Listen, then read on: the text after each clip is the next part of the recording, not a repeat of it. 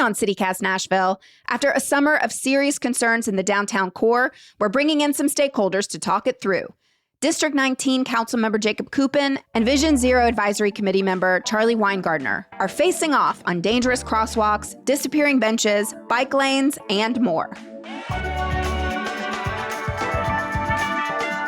It's Tuesday, September 16th.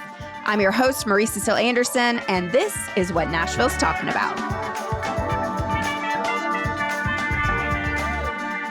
I'm a middle child, so naturally I am super excited to mediate today's debate. Let's start with opening statements. Gentlemen, please introduce yourself and share your biggest priorities for District 19. So I'm Jacob Coupin. I am the councilperson for District 19, which includes the downtown area, a little bit of Midtown, the entire East Bank, and the North neighborhoods, Germantown, Salem Town, Hope Gardens, and Buena Vista. My overarching theme is balance. As we know, this district has a variety of people and needs and wants, and it's the core of the city. The mayor's invested in it. The governor is invested in this district. So trying to find that balance and make sure I'm representing my constituents well in my district, but also taking into account constituents across the city and what's best for the growth and progress of Nashville. My name is Charlie Weingartner. I am a urbanist and cycling advocate. I would say my big vision and kind of goals for District 19 and the downtown core of Nashville is just for it to be safe and livable and welcoming for, first and foremost, the citizens of Nashville, the people who live in District 19 and all of the surrounding districts. And then, of course, all of the tourists and everybody that we welcome into Nashville on a daily, weekly, and annual basis. So, after a recent pedestrian death in Germantown and another person injured at that exact same crosswalk at 3rd Avenue near Van Buren Street, residents have raised concerns about this and other dangerous intersections in District 19. So, Jacob, what immediate steps have you taken to improve safety for pedestrians and cyclists at this specific crosswalk? For about a year prior to Dot Dobbins being killed, I'd been working with the Department of Transportation on making that road safer. I flagged it as a top priority in the district and actually had a meeting with NDOT the Thursday before Dot got killed, talking about what improvements were coming. And then Dot gets killed and we try to jump into action and we come up with a long-term solution, right? A PHB or a hawk, an arm that goes over the roadway that a pedestrian could push, creating a stop condition. That was going through the approval process, which can take 6 months and longer. In the meantime, someone else got hit, which to me is inexcusable, right? The fact that we know this, we've watched someone get killed and still didn't act in the short term. And so it's something to me that's important is figuring out what's that short-term response to these incidents and how do we take steps that prioritize people's safety. I hear a lot, well, we can't do that because we might get sued. We can't do that because the manual says we can't. And to me, we need to be putting people's lives first. A couple days ago, the stop signs went up at that intersection with flashing red lights, which is actually causing cars to stop and allowing people to cross. Charlie, you sit on the Vision Zero Advisory Committee, a metro initiative designed to end roadway fatalities in our city. What would you have done differently? I definitely agree with Councilmember Coupin that there is large process issues as far as making our streets safer as quickly as we need them. You know, Nashville is severely behind on a lot of these implementations, and there are significant barriers that I feel like we have put in place on ourselves that are now preventing us from quickly enacting good change that needs to happen. Things that I would have done differently is better communication from the Department of Transportation side. I will say after the second individual was struck and put into the hospital, Jacob's initial reaction was to close the crosswalk to pedestrians, which as an advocate and someone on the Vision Zero Advisory Committee, that's kind of counterintuitive for the action that should be taken. The next calls were for, well, the road has to be closed. But the fact of the matter is that it's a WeGo route. So then you would have to work on coordinating with WeGo on redirecting their bus route around 3rd Avenue North in Germantown there. So there are lots of challenges and issues. My big takeaway from this, it's just been a showcase of, for lack of a better term, what the hell are we doing here? I, as the council person, shouldn't be making engineering recommendations to NDOT to make the street safer. But I'm left in that position because my other choice is do nothing and leave this unsafe. And so I find myself in that place of trying to figure out what can we do. And to the point on close the crosswalk, close the road, it's, again, being limited by what we're able to get a department to do. And again, some of this is my learning curve, right? I own my piece of this that I've spent the last 2 years learning this process. And one of the things I've come away with is the importance of having the voices in the room, right? Having the folks that are on Vision Zero and BPAC as part of the conversation. I want to be able to come in and say, well, my constituents really want X, but also to have people like Charlie in the room to say, oof, hold on. If you do X, that's really problematic. Here's why. And I may disagree. And I may say, I still want to do X. Or I might say, oh, that's a really good point. We've got to be able to move more quickly. And we've got to be able to not be so scared of our own shadow, in my opinion, that we have to be good stewards of taxpayer dollars. But I would rather have had immediate safety measures go up with the potential, although, in my opinion, unlikely risk that someone sues Metro over a stop sign that wasn't warranted by a manual and save lives. Well, folks, we have an update to this story. Since the time of our recording, another pedestrian has been killed, this time at 4th Avenue and Van Buren. This took place last Thursday on September 11th. Our deepest condolences go out to their family and friends. We also want to note that we did reach out to NDOT for comment about the issues discussed in today's episode, but they were not able to provide a statement by press time. We'll include it in this week's Friday News Roundup if we do receive their answers.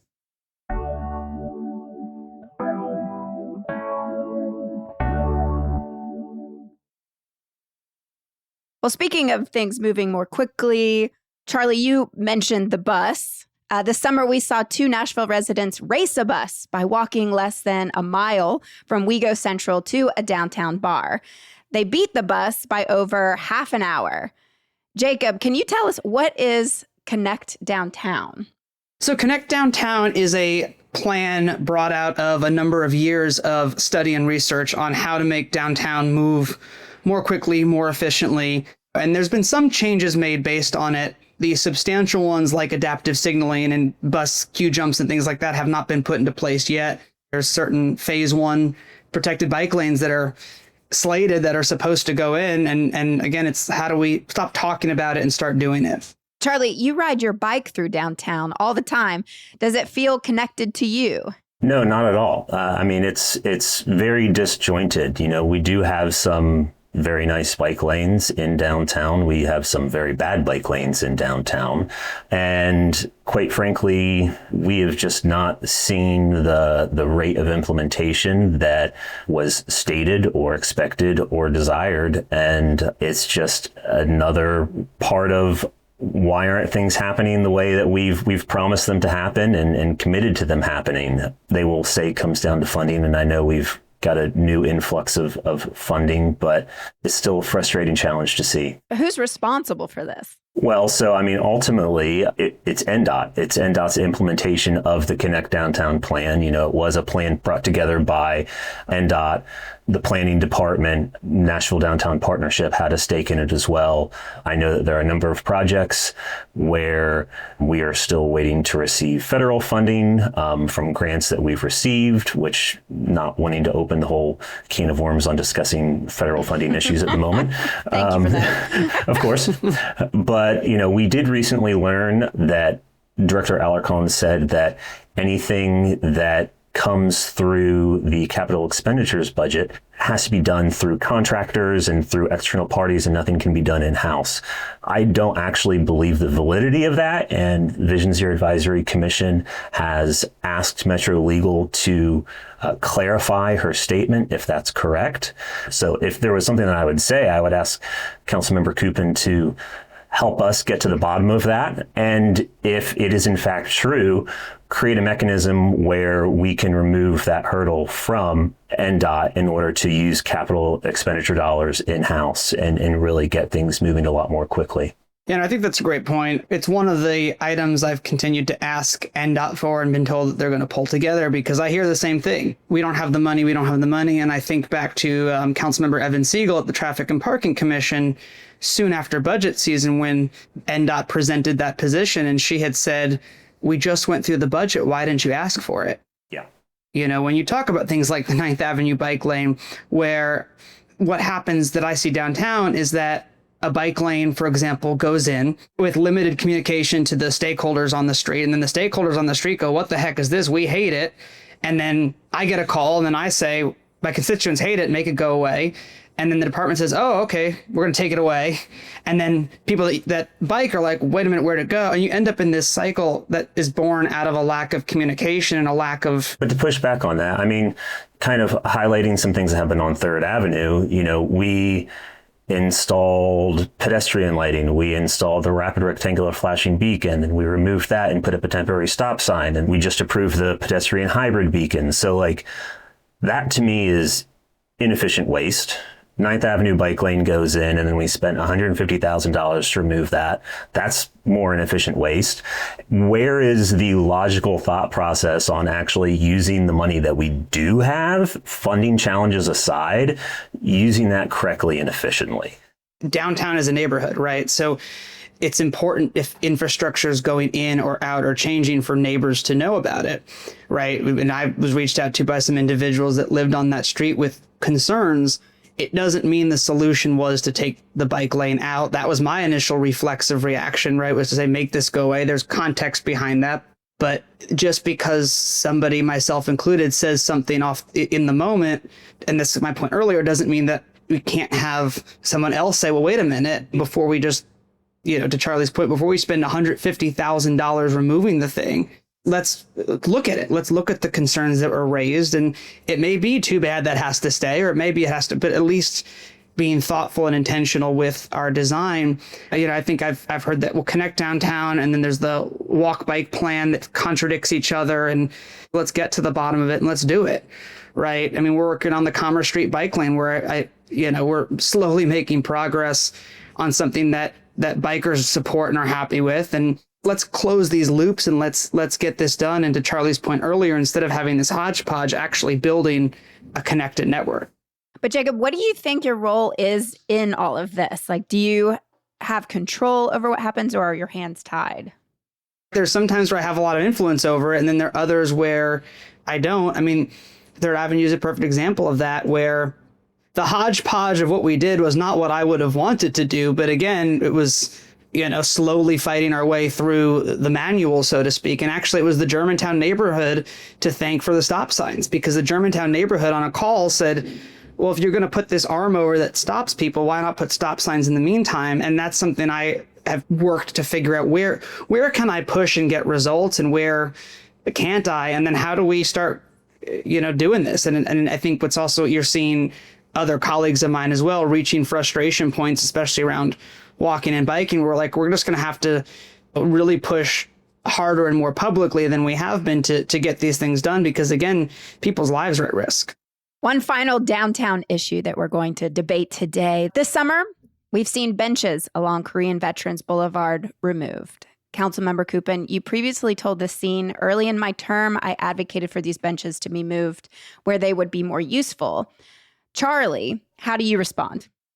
I don't know that I've ever seen benches in a part of a city used more than the benches that were removed on Korean Veterans Boulevard. If they were moved elsewhere to get greater use, I'd actually like to go and visit where they have now been reinstalled and see how many people are currently sitting on them. But just from my own anecdotal vision of regularly being on KVB and seeing people on those benches, people are always using them, enjoying the shade, sitting on one of Nashville's nicer streets. Jacob, why is this happening? And more broadly, what are your thoughts on hostile architecture downtown, such as big balls replacing those benches we saw removed? When I talk about the big cement spheres, balls, I stumble over my words as you're hearing now because it's one of the ridiculous things I've ever heard, respectfully.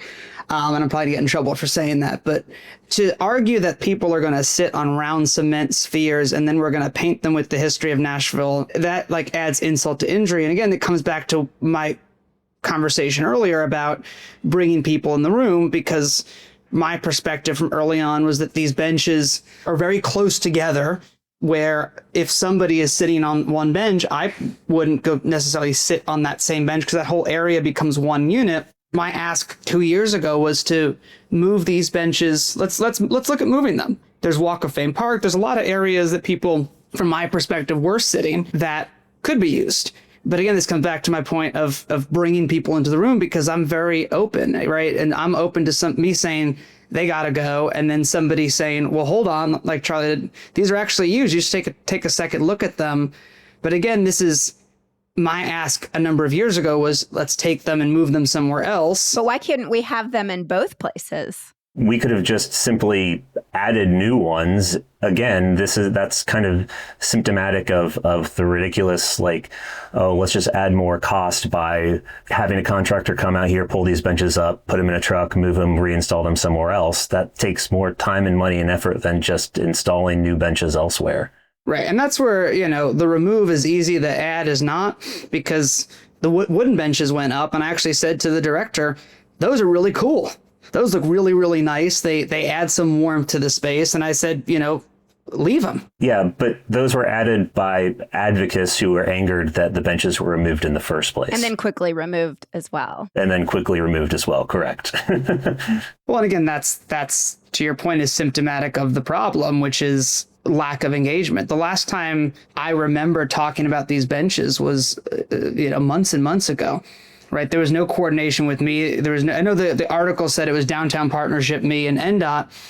I was not consulted, briefed. Nobody, months ago, there was some email traffic about benches being removed, and then it went quiet, and then all of a sudden they're gone. So do you then take ownership as it being something in your district that you had initially advocated for, and now it has happened against the will of most of the community? Well, I wouldn't say it's against the will of the community. I mean, it seems to be against the will of the community, except for everybody, except for Nashville Downtown Partnership.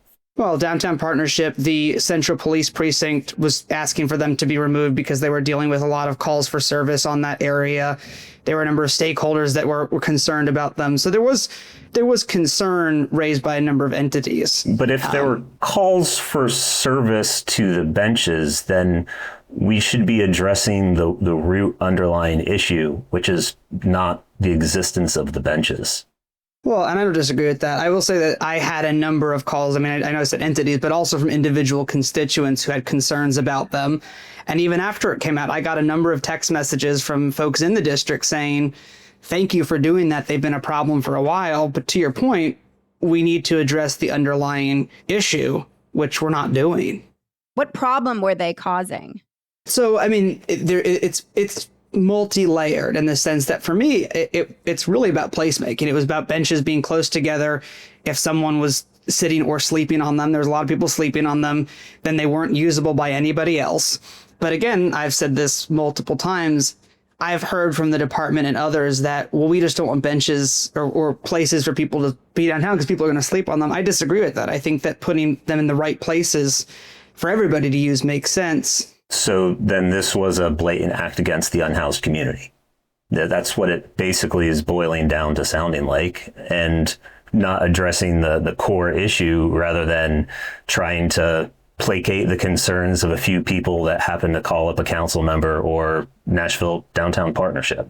Well, I think you're hitting on one of the challenges that I see, which is I do feel like in these conversations, the people that live in the downtown neighborhoods, voices are being thrown out and disregarded, right? When I get calls from folks that live downtown that do call me and say this is problematic and they feel unsafe and they feel like they can't use the benches and they can't sit there. This is just one example.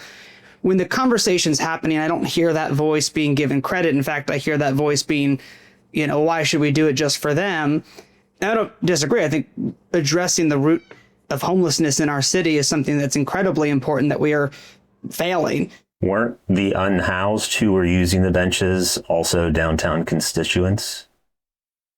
Yes. And the question is why, when benches were moved with unhoused folks on them, why was Office of Homeless Services not part of the conversation? I would agree. A point that was made is Old Tent City just closed, libraries closed. Maybe now's not the right time to take away another space for people to stay. And I don't disagree with that. I think if I could control more from a top-down perspective versus a kind of side perspective, there are things that a lot of folks in the community are asking for that would happen differently, in a better way, in my opinion. But it is frustrating to me. It is frustrating to see a better path and a better way and watch it not happen.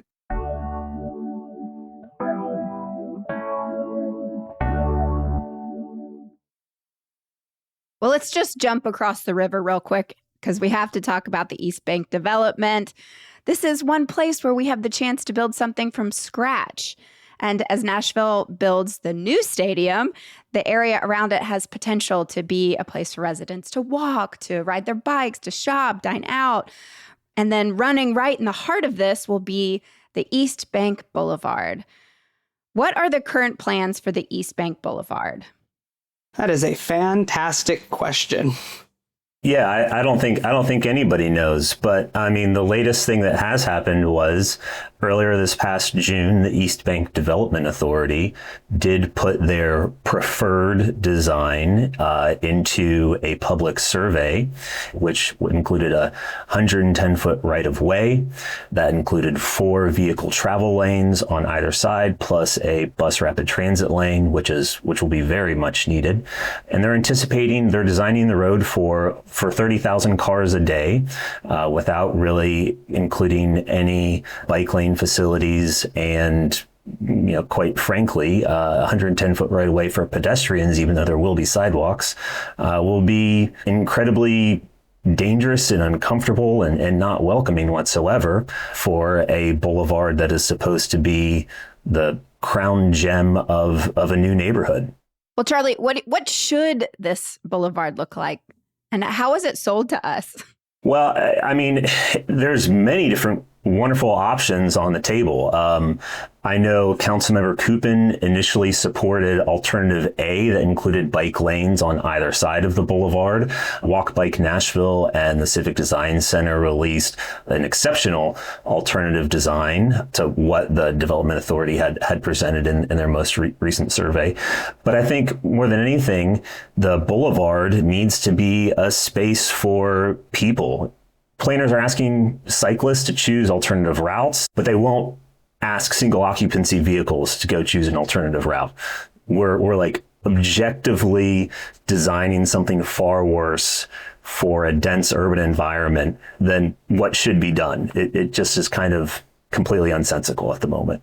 I'm confused as well. I mean, we have an Imagine East Bank plan that clearly shows pictures of a multimodal street with bike lanes and a beautiful place to access and enjoy. It was a transparent process with a number of town halls and public engagement and conversations. And we got to the point where the legislation passed and everyone's like, yeah, okay, cool, we're good. And so I can't figure out why this is such a secretive process. And it seems like there's people pointing at other people as far as whose responsibility it is. And I've tried to get answers, candidly, and I've sent emails and I get set in a circle myself. And so I don't know. I mean, what I have asked for, again, is show your work, right? I've asked mayor's office and others to show your work. You're telling me you want this plan, but why? How did we get from the picture in the Imagine East Bank to this road other than here's 30,000? I don't know what 30,000 cars mean, right? Talk to me about scenarios and days and times and things like that. 30,000 cars is Nolensville Pike at the entrance to the zoo. I was told months ago that I was going to get the show your work in the next couple of weeks, and that hasn't happened. And so I try to find different ways, but I'm hearing that maybe NDOT is the final arbiter of this. And so asking again, and one of the things I've asked for, which is frustrating, candidly, that I'm not getting an answer on, is give us a timeline. If it's not a done deal, if it's not pre-baked, then it's come back in a month because we're not really there's things working on it behind the scenes. Tell people that this is happening and when it's going to happen. And because if I don't know and y'all don't know and the East Bank Development Authority doesn't know, then who does know? What are the biggest challenges facing our downtown streets and public spaces, and who is truly responsible for making the changes we need? The biggest challenge is communication, right? To me, is getting a plan, bringing stakeholders together, having a conversation where everybody's voice is heard, making a decision, and go do it and keep moving. And I think that comes back to, at the end of the day, those decisions lie with NDOT, and that's something I know a number of us are pushing for. I would agree. The biggest challenge right now is communication and process, and I don't think we're doing anywhere close to exceptionally well on either of them. NDOT leadership, I hear it all the time that they say, well, we need to change the culture of Nashville away from being a single occupancy vehicle town to, multimodal transit. But I don't see them leading the charge on changing the culture. And that's their responsibility to do, and to create the systems and environments where people are able to experience those and change their opinions on it. But I don't really see that happening as quickly and efficiently as needs to happen. I really, really appreciate you both coming on and having these difficult conversations. So thank you. Of course, thank you.